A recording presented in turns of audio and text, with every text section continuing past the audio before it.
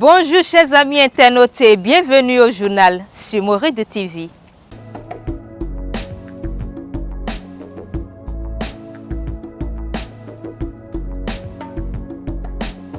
Rentrée politique du Fondation pour la continuité FAC, c'était ce samedi 6 février 2021 dans la commune de Sakété sous le thème « Le FAC face aux élections présidentielles de 2021, enjeux et stratégies ». Avec le gynécologue obstétricien Étienne Agossou, nous aborderons ce que c'est que la psychose puerpérale, ses causes et traitements.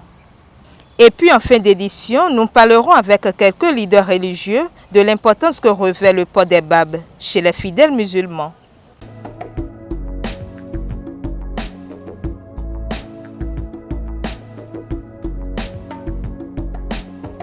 À nouveau, bienvenue. Les militantes et militants du Fondation pour la continuité FAC affûtent leurs âmes pour l'échéance présidentielle d'avril 2021. Ce samedi 6 février 2021 s'est tenu dans la commune de Sakété leur rentrée politique sous la houlette du coordonnateur national, le ministre Saliman Karimou. Reportage. C'est ce samedi 6 février 2021 que les différents responsables du Fondation pour la continuité FAC, venus des 12 départements du Bénin, se sont retrouvés à Eredé City 6 à Sakété avec le coordonnateur national Saliman Karimou pour leur rentrée politique. Cette rentrée politique qui a pour thème le FAC face à la présidentielle de 2021, enjeux et stratégies. Je m'en voudrais de ne pas appeler votre attention sur les deux éléments de ce thème, les enjeux de cette élection présidentielle et également nos stratégies que nous devons pouvoir affûter à partir d'aujourd'hui pour pouvoir atteindre l'objectif que nous sommes assignés, c'est-à-dire travailler pour un taux de participation d'au moins 70% à cette élection d'avril 2021. Le premier enjeu pour nous, qui est un enjeu de taille, c'est ce qui est lié à notre objectif. Nous avons fait l'option de travailler pour faire sortir la population, pour que la population, massivement, puisse porter leur choix sur notre candidat. Enjeu de taille, c'est également le pari que nous devons gagner s'agissant de la préservation de la paix dans notre pays. Nos stratégies, c'est ici. Et maintenant que nous allons pouvoir élaborer ces stratégies, pouvoir relever ces deux défis que nous sommes lancés. Je déclare ouvert les travaux de réflexion allant dans le cadre du thème de notre journée de réflexion s'agissant de notre entrée politique. Après donc l'ouverture des travaux, les coordonnateurs départementaux ont tour à tout fait le point de l'installation des coordinations, notamment le taux de réalisation, les difficultés rencontrées ainsi que les approches de solutions. Différents points dont la synthèse a été faite par le secrétaire général du FAC, après lequel le coordonnateur national Saliman Karimou reconnaît les efforts louables fournis et félicite les uns et les autres pour leur contribution à l'enracinement du FAC dans leur département. À sa suite a été présentée la plateforme conçue pour mieux identifier les militants de Fondation pour la continuité. Également, des amendements ont été faits sur la feuille de route relative aux prochains pas, précisément des actions à mener durant les périodes de la pré-campagne et de la campagne de l'élection présidentielle de 2021, des amendements suivis d'une déclaration finale. Considérant les conclusions et résolutions issues des travaux de la rentrée politique du Front d'Action pour la continuité, tenus à Sakété ce jour, les délégués du Front d'Action pour la continuité, provenant des 77 communes de notre pays et ayant pris une part active aux assises de Sakété, sont désormais déterminés pour l'accomplissement d'une nouvelle mission entrant dans le cadre du raffermissement de ces idéaux par l'entremise de l'ouverture du Front d'Action pour la continuité à toutes les autres forces vives de la nation, partageant ses idéaux et prêtes à l'accompagner pour l'atteinte de ses objectifs. À ce titre, tout en se réjouissant de la déclaration officielle de la candidature de son Excellence Patrice Talon, tous les délégués présents s'engagent à œuvrer favorablement pour optimiser la dynamique unitaire ouverte depuis le 12 septembre 2020, prenant appui sur le premier pilier de la devise de notre pays, relative à la fraternité. Les délégués présents ont unanimement décidé de faire de l'échéance présidentielle en vue une véritable fête de la démocratie.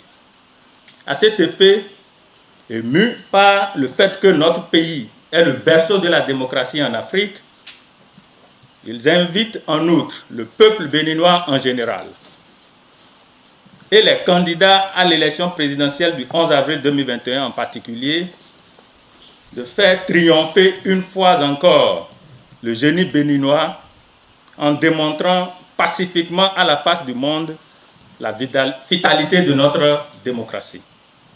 En conséquence, il est désormais clair que les militants et sympathisants présents à cette rentrée politique sont particulièrement déterminés à faire du Front d'action pour la continuité l'une des chevilles ouvrières de la transparente et brillante réélection de son Excellence Patrice Talon, ainsi que celle de la garantie de la poursuite des idéaux par lui prônés.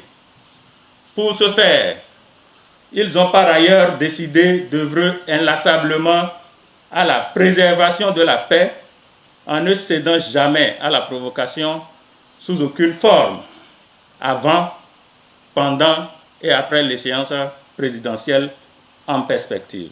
Cette déclaration a été signée par les 12 coordonnateurs départementaux du FAC ainsi que par le coordonnateur national, dont le mot de clôture des travaux consacre le lancement de leurs activités politiques. Parlons santé à présent. Avant, pendant ou suite à la maternité, certaines femmes font des crises mentales et parmi ces nombreuses maladies qui touchent les femmes au lendemain de leur accouchement, figure la psychose puerpérale qui est une trouble psychiatrique. Nous nous sommes à cet effet rapprochés du gynécologue obstétricien Étienne Agossou afin de mieux cerner les facteurs favorisant ce mal, le traitement ainsi que les recommandations. On l'écoute. La psychose puerpérale est une urgence psychiatrique qui survient tout juste au cours de la grossesse ou bien lors de l'accouchement ou après l'accouchement, qui se manifeste par des signes psychiatriques, des troubles divers sur le plan psychologique. Il faut dire que cette maladie a plusieurs manifestations et les manifestations sont de divers ordres. Ça peut être d'une simple dépression à une agressivité aussi. Il peut s'agir d'une irritabilité, une agitation. Et il peut s'agir aussi des angoisses et des troubles névrotiques. On peut confondre ça aussi à une hystérie, que la femme fait semblant de faire les crises comme ça. Donc les troubles aussi peuvent être des troubles obsessionnels, c'est-à-dire l'hystérie, la confusion, des délires, des hallucinations et j'en passe. Ces troubles peuvent être gérés facilement aussi si la femme, dès que les manifestations commencent, on réalise une hospitalisation en milieu psychiatrique. Donc les psychiatres vont faire la prise en charge par les différents médicaments qu'ils utilisent. Ce qu'il faut craindre généralement dans ces cas, c'est qu'il faut que la femme ne passe pas à l'acte parfois, c'est-à-dire elle peut se suicider en fonction du degré des atteintes qu'elle a. Et parfois aussi, elle peut réaliser une infanticide, c'est-à-dire elle va tuer son propre enfant. Dans ce cas aussi, il y a aussi des femmes qui ne cherchent même pas à voir l'enfant qui vient de naître. Leur propre enfant, là, elles les rejettent, elles ne veulent pas voir même leur mari. Ça dépend des circonstances qui se sont présentées. Il n'y a pas de cause organique généralement identifiée, mais ce qu'il faut reconnaître, c'est-à-dire qu'il faut voir comment la grossesse s'est déroulée, le déroulement de l'accouchement et les jours qui ont suivi l'accouchement. C'est-à-dire ici la femme a suivi des traumatisme psychologique lors de la grossesse, une grossesse abandonnée ou bien des difficultés financières pour le suivi de la grossesse, l'accouchement vécu difficilement aussi, c'est-à-dire la femme qui peut-être elle a subi une césarienne qu'elle ne s'y attendait pas, ou bien l'accouchement s'est mal passé, ou bien parfois des femmes qui ont perdu leur enfant lors de l'accouchement. Tout ça là contribue à des causes psychologiques qui peuvent déclencher sur la psychose puerpérale. Il y a parfois aussi les infections qui sont des causes organiques qui peuvent contribuer aussi à ces trucs. Et aussi du vécu du social, c'est-à-dire l'environnement social de la personne. Le traitement est purement une hospitalisation avec la prise en charge médicamenteuse et le soutien psychologique. Le soutien psychologique peut être fait par les psychiatres et les psychologues. Il y a les psychologues cliniciens qui même déjà peuvent s'occuper de ces femmes-là pour leur prise en charge. Et généralement, le traitement se passe bien, l'évolution est souvent favorable et la femme est totalement guérie et il n'y a pas de rechute immédiate. Et ce n'est pas parce que la femme a fait une psychose puerpérale sur une première grossesse qu'elle va faire ça sur une seconde grossesse. Ce n'est pas lié à chaque grossesse. En ce qui concerne la prévention, c'est-à-dire comment faire pour prévenir ces choses-là, c'est-à-dire normalement pour chaque grossesse, les femmes en difficulté qui viennent en consultation, qui posent leurs problèmes, devraient avoir des soutiens psychologiques pour leur prise en charge. Et ceux qui ont des difficultés financières aussi, tous ces trucs qui contribuent à des troubles psychologiques peuvent être pris en charge par le service social pour les aider avec un accompagnement pour mener à terme leur grossesse sans problème.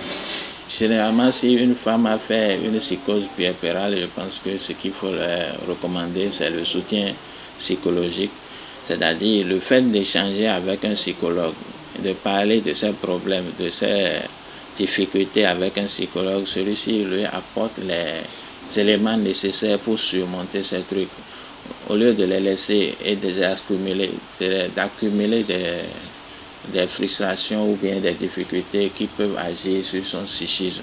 Maintenant, si la femme a déjà fait, il lui faut un suivi psychiatrique ou psychologique après la crise. Il est loisible de constater au sein de la communauté musulmane des hommes qui portent la barbe. Est-ce lié à leur religion? Quel sens revêt exactement le port des barbes chez les fidèles musulmans?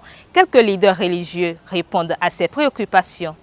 Les barbes en islam, c'est une bonne chose pour commencer, parce que le prophète Mohammed sallallahu alayhi wa sallam a recommandé de lâcher les barbes et de raser les moustaches. Et les disciples ont posé la question au prophète, pourquoi tu nous ordonnes à faire une chose pareille? Il a dit, avant l'islam, les non-musulmans, les adorateurs de vaudou, lâchaient les moustaches et ils rasent les barbes.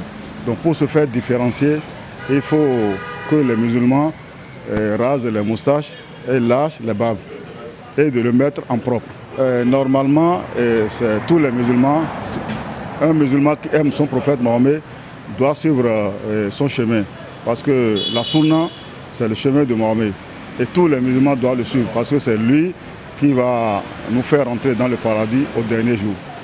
Mais en islam, ce n'est pas si obligatoire à quelqu'un qui ne lâche pas. Si tu ne lâches pas, tu n'es pas si pécheur. Sauf si tu es contre ceux qui sont en train de lâcher ça. C'est en ce moment qu'on va te mettre dans le rang des pécheurs. Celui qui a les barbes en islam démontre qu'il est un vrai musulman. Il aime le prophète parce que c'est un signe pour se faire montrer que moi je suis derrière le prophète.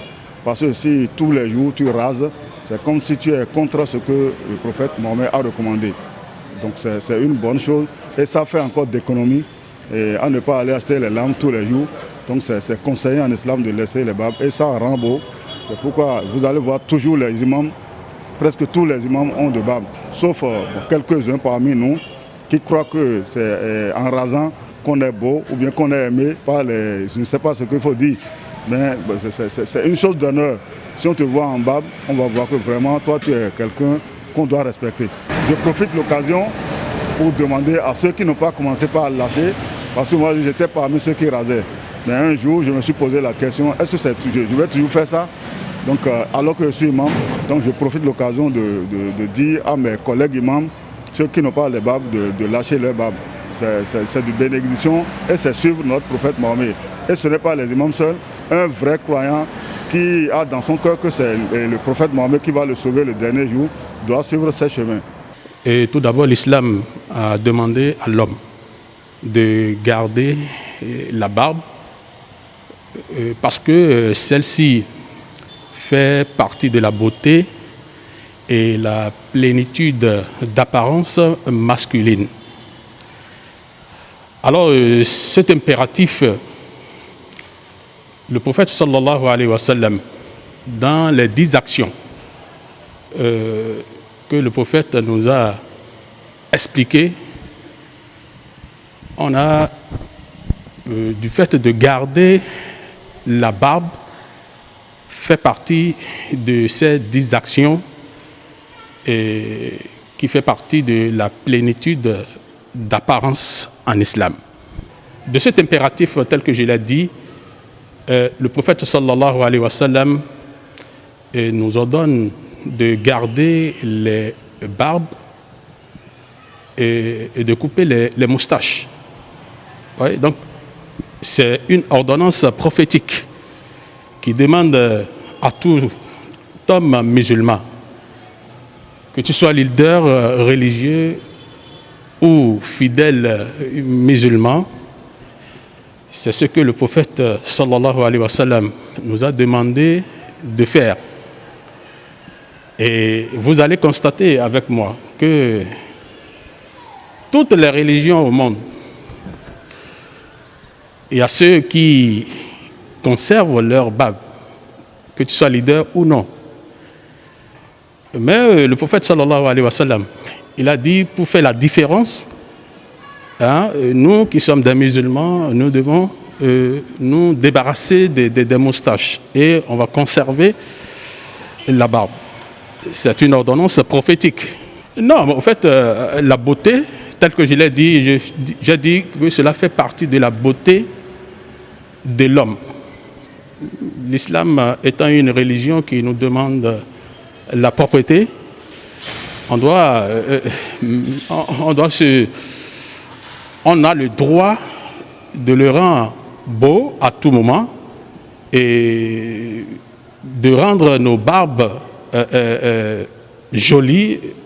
Ça fait partie de la religion islamique. Et tandis que la propreté aussi caractérise l'islam. C'est sur ces explications que prend fin notre journal. Chers amis internautes, surtout n'oubliez pas d'aimer la vidéo et de vous abonner sur la page Facebook Mouride TV, la chaîne YouTube Mouride Prod et actionner la cloche de notification pour ne rien rater de nos informations. Merci et à très bientôt.